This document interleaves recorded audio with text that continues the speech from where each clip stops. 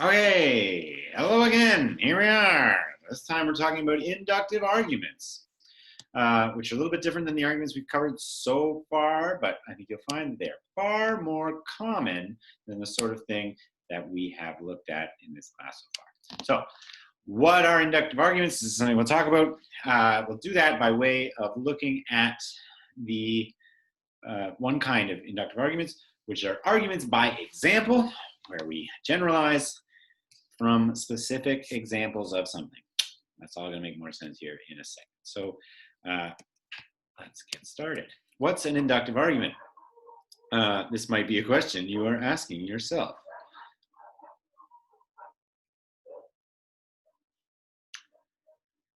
Well, the answer is quite simple. What we've looked at so far in this class have been deductive arguments. So let's just think about what that means. First of all, an argument we learned was a group of statements, some of which provide support for others, right? And these are deductive, which means that they are about logical necessity. So in a deductive argument, what you're trying to get is a valid argument, right? What a good deductive argument is one where if the premises are true, then it just can't possibly be the case that the conclusion is false, right? That's kind of the gold standard for deductive arguments. Inductive arguments are a little bit different than that, okay? With inductive arguments, we're no longer aiming at logical necessity. Rather, what we're looking for is like the likelihood of the conclusion. Like it's very likely that if the premises are true, then the conclusion is probably true. Okay, these are far more common. We encounter these kinds of arguments, and we make these kinds of arguments a lot more often. So learning to evaluate them and learning to critically think about them is pretty important. Okay, so what an inductive argument aims to do is to give you evidence for why it's reasonable to believe the conclusion. It's no longer about giving you evidence of the logical necessity of the conclusion. Okay, so the first kind of inductive argument that we're going to look at, we'll look at these and then we'll look at some others. You know, I think there's 2 or 3 other kinds we're going to look at, are arguments by example. And again, these are super common. You've made these arguments before. You've definitely seen these kinds of arguments. So in an argument from example, what you do is you try to support a general claim that makes claims about a whole bunch of things by saying like, well, look at these specific examples of that general claim. Right? So for instance, there's a cat over there that's trying to get in from underneath my door, and that cat is a total jerk, right? So I might try to make a claim then that all cats are total jerks, right? Cats are total jerks. My mom's cats are jerks. The same thing with my sister's cats. That cat out there is a total jerk. I never met a cat that wasn't a jerk. Therefore, cats are total jerks, right? So notice, look, what I'm doing here is I'm just sort of piling on examples, right?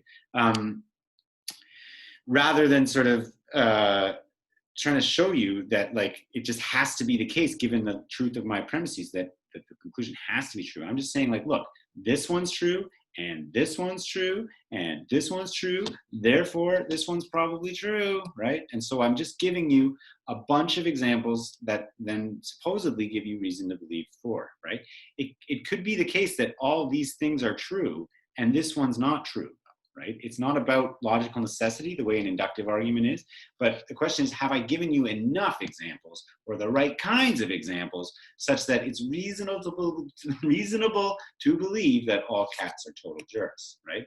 So we're not in the realm of validity anymore. It's no longer about logical necessity. So the question is, what makes good examples, right? What kinds of examples are good? What are the rules here for making arguments by example? Right? So generally you want to use more than one example, right?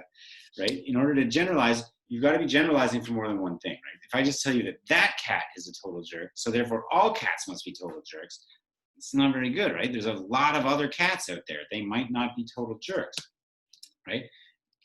My mom's cat, for instance, is a total jerk, so all cats are jerks. Like that's not great reason to believe, right? It's only one example. So what you want is, and actually, you know, so the point here is that this is actually a pretty good, you know, illustration of the point, right? Like all cats are jerks. Like take my mom's cat, for example. It pisses all over the house. It ruins her carpets, you know, like it sucks, right? Like that's what I mean when I say that cats are jerks. They're like my mom's cat. But it's not very good evidence to believe the general claim that all cats are jerks, right? In order to have support, what you need are more examples, right? So that you can then sort of generalize and say like, see, look, every single cat that I've listed, they're all jerks. So all cats must be jerks, right? The strongest example would consider every possible example. So the strongest argument would consider every possible example. So if it were possible for whatever it is you're making a generalization about, you would want to consider every single one, right? So if we're talking about, we're generalizing about the people in my family, and I'm saying like, look, the people in my family are total jerks. Like my sister's a jerk, my other sister's a jerk, my mom's a jerk, I'm a jerk, my dad, kind of a jerk, right? That would be the strongest argument if I could show you that every possible example supported my generalization, right? So for small groups, you can do that, right? Every chair in this room has 4 legs, right? Well, that one does, and that one does, and that one does, right? Actually, none of the chairs in this room have 4 legs. It's kind of a weird room that way. But yeah, right? So the idea is if you can talk about every example, you should, right? But with most things, you can't really do that, right? Like if we're trying to make a generalization about cats or birds or Americans or Mexicans or people who live in the valley or people who live in, wherever, or, or books on this shelf, right? You've got to kind of take a representative sample is the idea. So then the question is, what makes a good sample? Well, like I said, it's got to be representative. So here's an example of a bad sample. Everyone that I know is going to vote for Proposition 2. So likely it will pass. And I don't know what Proposition 2 is. I just made that up. It could be anything. But if you're thinking about a vote, right? If you just think about everyone you know and who they'll probably vote for, does that give you reason to believe that they'll vote, that the person that everybody you know is going to vote for is going to win? Right? Not really, right? Because it's not a very good sample. It's not representative of all the people voting, right? The people that you know probably have other things in common that make them weird for the people in the valley, say, or so it might not be representative. What you need is an accurate kind of cross section of the group you're generalizing about, right? So if you were trying to figure out who was going to win an election, say, you'd want to have a sample that included people from different age groups and different regions, right? So if we're talking about who's going to be the Texas senator, right? You want to make sure that you'd have representatives from all the different regions that voted, all the people who are likely to vote, not just people who are unlikely to vote, right? You don't want to ask a bunch of 12-year-olds who's going to win and then use them as your sample because they don't even get to vote. You would want to only take people in Texas. You wouldn't want to take people in California, right? So you want to make sure that your sample of examples, yeah, that's pretty good. Your sample of examples is representative of the group that you're making a generalization about, right? So this particular example is pretty bad because all the people I know, it takes them to be representative of an electorate, but that's probably not true, right? Probably most of the people I know have the same kinds of interests, or some of the same kinds of interests, and care about the same kinds of things, and so likely they'll favor one group, right, or one party, or one candidate, or whatever. Right? So you want to also ask, how were the samples selected, right? Was it, in this case, the sample was just people I know, right? So they were kind of picked arbitrarily. There wasn't any kind of attempt to get a good cross section, right? It was just sort of an arbitrary sampling, but just the people that I happen to know, right? The other thing you got to look out for is self-selected samples, and so you'll see this kind of thing quite a lot, right? Where, like for instance, at the end of this class, you guys all have to do a thing where you have to rate me as an instructor, right? And you might want to remember how fabulous I am at using this video conferencing software when you do this. But the point is, right, like you don't have to. There's some little incentive, right, or whatever it is that I think you get to see your grades early or something, right? And so like not everybody in the class is going to do it. So it's kind of a self-selecting sample, right? I'm only getting a read on the kinds of students that decide to take the survey. So generally, you generally get 2 kinds of students on your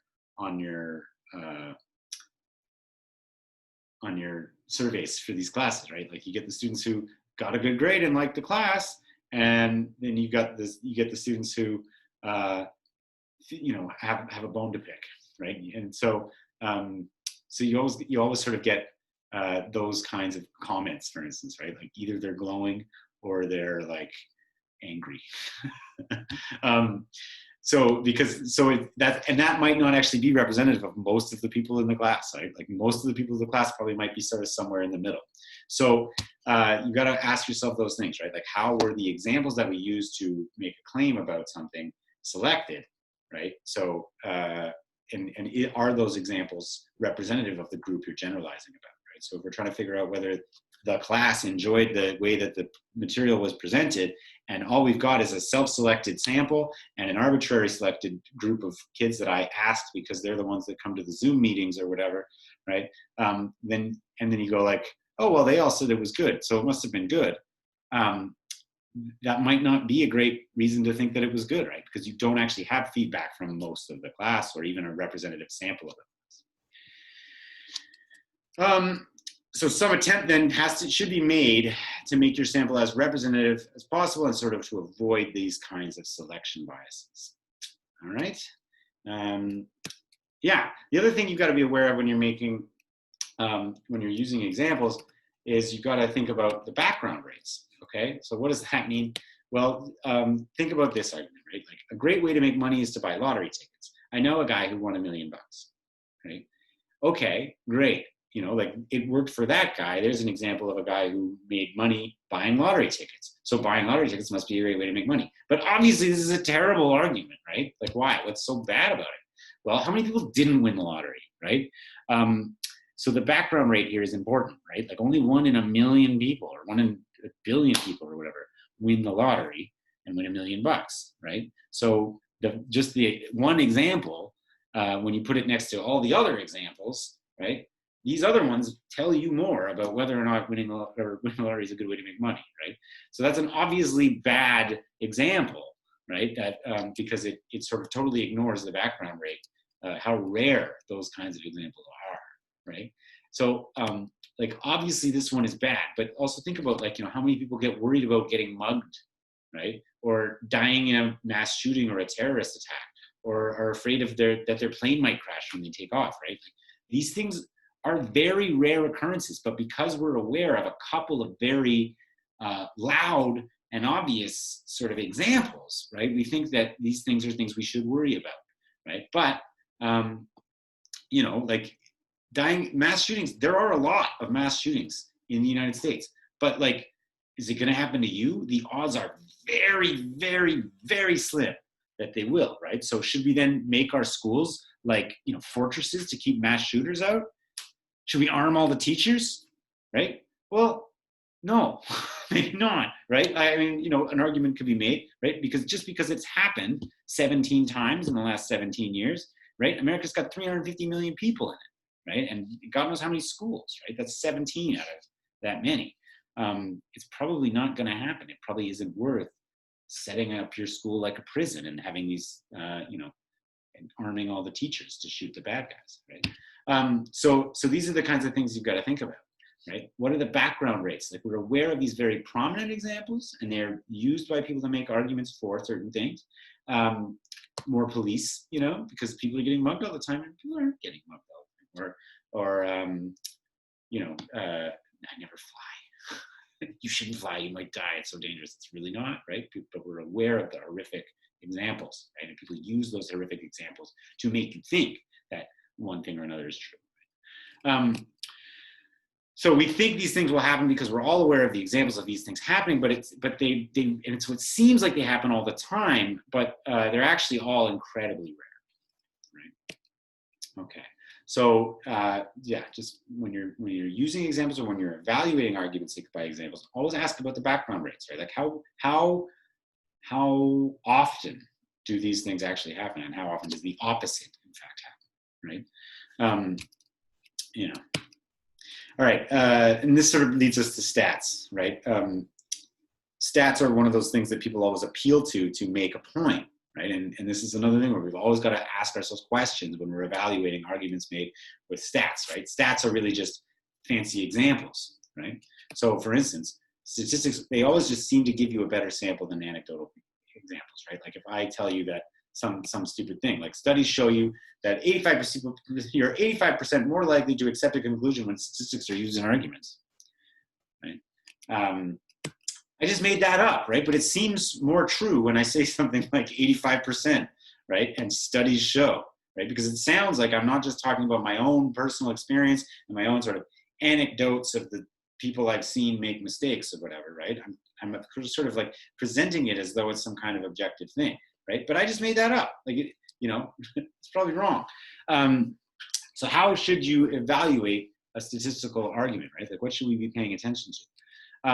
Well, the same thing you would when you're evaluating other examples, basically, right? So don't just, because they're citing a number, assume that means, that they've got some special access to the truth either, right? Like numbers don't necessarily mean rigor, right? So again, where do the stats come from? Is it a representative sample? How is it selected? What are the background rates? You should ask yourself those things about stats too, right?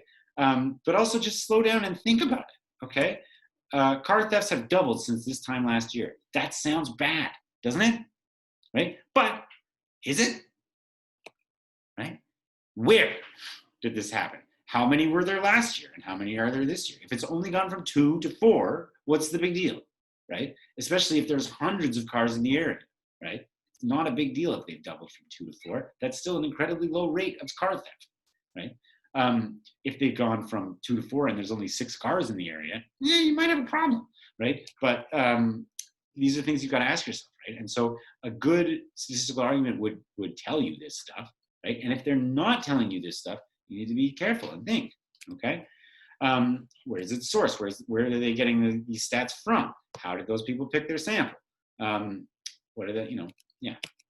All right, so it's important to think really carefully about statistical arguments. And this is nowhere more true than when you're talking about things like public opinion or, what's going to happen based on what people say in response to surveys, basically. All right. If you are interested in this, you can check out the supplemental readings this week from Pierre Bourdieu and Jean-Paul Sartre, 2 French philosophers from the 1970s, who had a lot of interesting things to say about this stuff.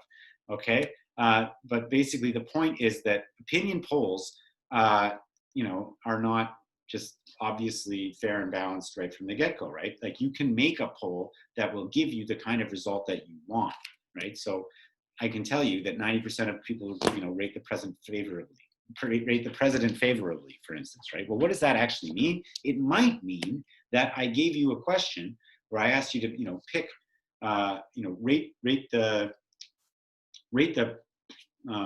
what's his name?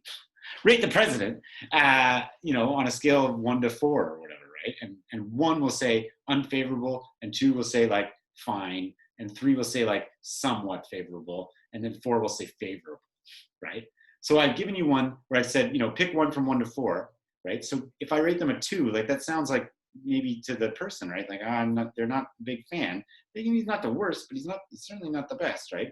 But that's going to count as a favorable rating in the poll, right? So you can do things like this that are going to make it appear more like what you want. And pollsters are very good at getting the kinds of results that they want if they want to argue for a certain policy or a certain candidate or a certain whatever, okay? A certain narrative and they're trying to advance, right? So the other thing to notice is that polls often construct a false dichotomy, okay, where they'll give you 2 options, right? Pick this or this, when really there's a third option that you'd be far more interested in, right? So, do you like McDonald's or Burger King? Well, I don't really like either of them, but if I have to pick, I'll go with McDonald's, I guess, right? And then you can say 95% of people prefer McDonald's or whatever, right?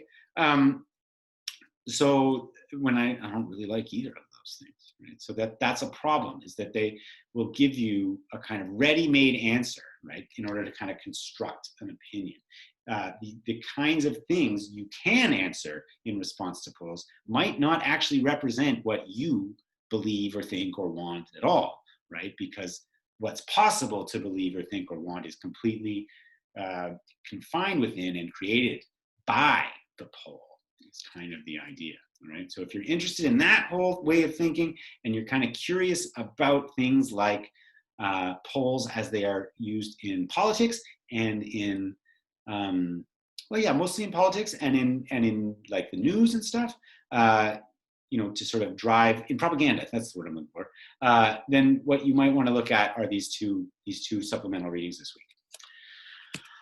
Okay, and then the last thing I want to talk about is counter examples. Okay, so any good argument from example, right, it's gonna have a good sample that it's generalizing from, right? It's gonna have ones that are representative of the background rates, right? That have a good cross section of the group, right? It has a sort of sample that's representative of that group, right? But also one that a good argument is always going to reckon with counterexamples, right? So what's a counterexample? A counterexample is an example that runs counter to your argument, right? So you don't just give examples that support your position, right? A good argument from example is always also going to give examples that appear to challenge or refute your position, right? So if you're arguing, that say, oh,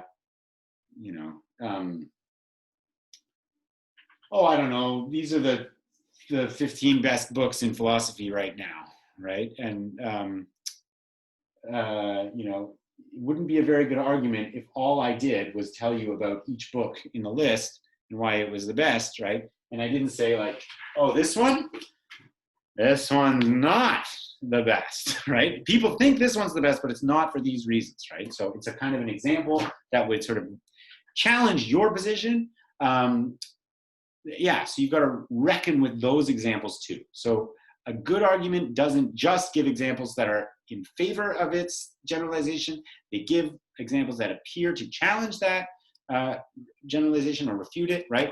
And then they either demand that you rethink your position and do so in light of these counterexamples, right? Or they'll show why you don't have to, right?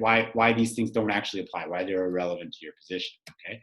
You should always be wary of any argument from example that does not deal with counterexamples. If you run into one of these, think of a counterexample of your own, right? And ask yourself, can this argument deal with this counterexample I thought, right? And think to yourself, does it force me to rethink my position if I agree with this one, right?